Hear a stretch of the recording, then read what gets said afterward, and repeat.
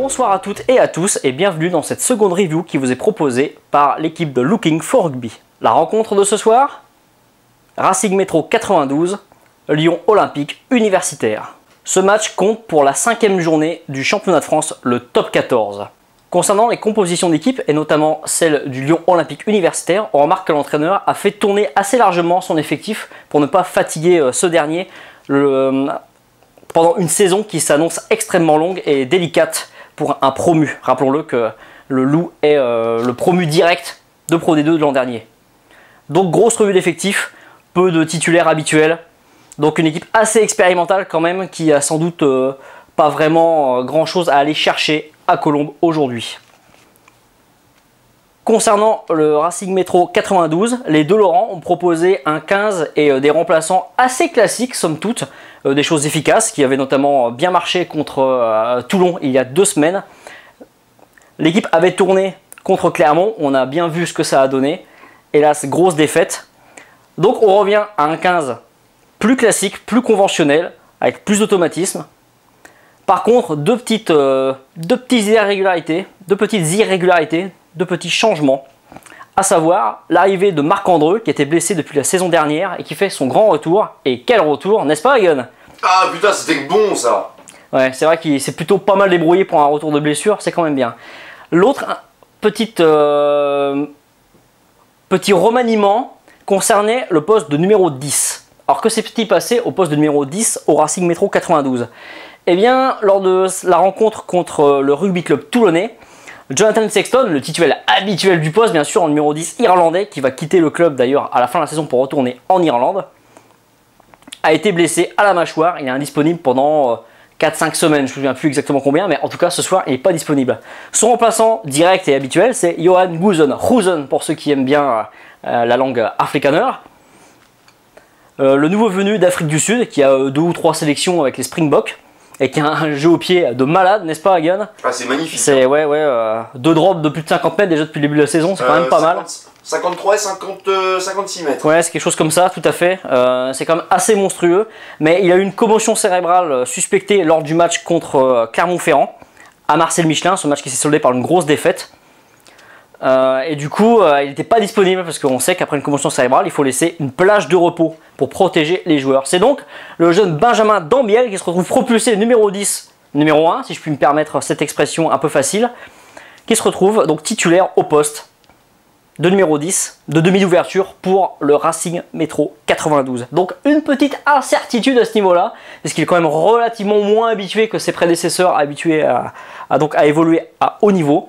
Donc au début du match, il y a cette fameuse interrogation. Mais on a été assez vite rassuré quand même. On ne fait pas durer le suspense, on vous affiche directement le tableau des scores, le tableau du match qui synthétise le match. Alors que dire là-dessus?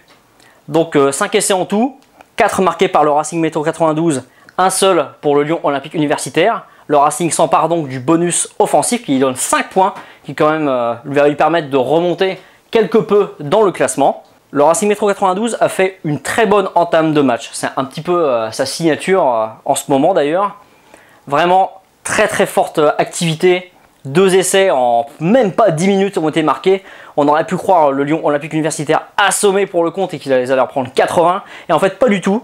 En fait on peut découper ce match en plusieurs actes. Pendant les 10 premières minutes, le Racing domine outrageusement les débats et score 2 fois. Ensuite, le Racing continue de pousser pendant une demi-heure jusqu'à la mi-temps, mais en perdant son efficacité. Avec des ballons rendus, des ballons perdus, des en avant, des fautes par-ci par-là, qui ont gêné voilà, son action. C'est un petit peu la faute du Loup aussi, qui s'est un peu repris, qui a arrêté de faire des bêtises et des cagades. Voilà, le Loup s'est repris, mais est toujours quand même dans le dur à la mi-temps. Une fois cette mi-temps écoulée, Lyon va vraiment rentrer avec des grosses intentions et mettre beaucoup d'intensité et finir par dominer les débats et même marquer un essai. Mais sur la fin, c'est un peu comme le Racing en début de match, enfin du moins dans la première mi-temps. Lyon va manquer un petit peu d'efficacité. Ils auraient pu marquer un autre essai qui aurait été mérité, mais ils ont manqué de maîtrise sur une mêlée à suivre, etc. Ils ont perdu, voilà, un ballon important au mauvais moment et ils n'ont pas pu marquer de deuxième essai, ce deuxième essai qui les aurait sans doute largement relancé. Ça n'est pas arrivé et le Racing a fait un comeback d'enfer avec 2 essais marqués coup sur coup à la toute dernière minute. Un par Brice Dulin et l'autre par Marc-Andreu, si je ne fais pas erreur. C'est un peu la Castres Olympique Connection sur cette fin de match. Bon, on a l'habitude de voir Jackie Lorenzetti, le président du Racing, pour ceux qui ne savent pas, voler les joueurs, enfin acheter les joueurs de Castres. Je ne sais pas ce qu'il en sera pour l'avenir. Certaines rumeurs sont sur Internet. Peu importe. Alors, qu'est-ce qu'on peut dire aussi là-dessus? Voilà, les 2 essais consécutifs. Alors, quand même, sur ce match, globalement, ce qu'on peut dire aussi, c'est un manque d'efficacité dans le jeu au pied pour les 2 équipes. Il y a eu des touches directes, il y a eu un manque des réussites face au poteau dans l'exercice des tirs au but pour les 2 buteurs, même les 3 buteurs, puisque Maxime Machenaud a commencé le but et finalement il a laissé le but à Benjamin Dambiel qui en a raté quelques-uns. Il aurait pu avoir un écart franchement plus important à la fin, ce qui n'est pas le cas, et c'est un petit peu dommage, notamment pour ce jeune joueur Benjamin Dambiel qui, comme on vous l'a dit au début, n'est pas souvent titulaire. Ça aurait été quand même bien pour lui qu'il prenne de la confiance, qu'il marque beaucoup pour être à nouveau titulaire dans le futur sans rencontrer de réelle opposition. Mais ah oui, ici, une des erreurs quand même qu'a commis le petit Benjamin, c'est une touche directe en touche de but. Ça n'arrive pas très souvent et ça c'est vraiment très dommage, c'est quand même une faute assez grossière. C'est vraiment des choses à éviter, donc pour vous la faire courte, il y a une pénalité, on joue au pied et le ballon part directement en touche, mais en touche dans la zone de l'en-but. Et là, c'est mêlé au point de départ. Ça c'est quand même un petit peu dommage. A noter également 2 cartons jaunes distribués. Il y a quand même eu de l'indiscipline dans ce match. 2 cartons jaunes distribués, un pour le Racing. Virgile Lacombe, le talonneur, voilà, pour anti-jeu à la 67e minute. Bon, nous, de là où on était, on n'a pas bien vu l'anti-jeu, on va pas vous le cacher. Mais bon, l'arbitre est un peu plus près, il s'y connaît un petit peu mieux que nous aussi, n'est-ce pas mon petit Hagen?